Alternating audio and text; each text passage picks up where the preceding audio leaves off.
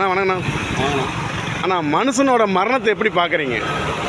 நம்ம வீடியோவில் போயிட்டு வர பாவம் இப்போ இருந்தால் சொல்ல கேட்கலையே. சொல்ல குடிக்காதீங்க ஒவ்வொருத்தர் இன்னும் அந்த பீடி சீடு குடிக்கிறீங்க வேண்டாம் அப்படின்னு சொல்லுவாங்க.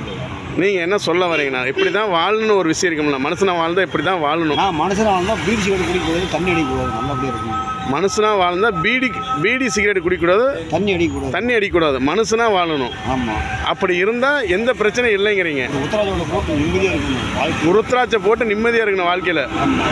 நல்ல மனுஷனாக நல்லா சாப்பிடணும், நல்ல மனுஷனாக இருக்கணும். 3 வேளை சாப்பிட்ணும்.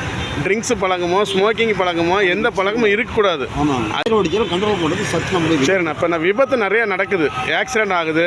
நான் 70 போனால் விபத்து வாய்ப்பே கிடையாது. மெதுவாக போகணுங்கிறீங்க. ஆனால் 70 தான் போகணும், நிதானமாக தான் போகணும். டயர் ஓடிச்சாலும் கண்ட்ரோல் பண்ணுறது கையில் சத்து இருக்குது இருக்காது. அதே மாதிரி ட்ரிங்க்ஸ் சாப்பிடக்கூடாது. 100 கிலோ போனாந்தீங்கன்னா உங்களுக்கு நீங்கள் மறந்துடும், உங்கள் டிரைவிங்கே மறந்துடும்.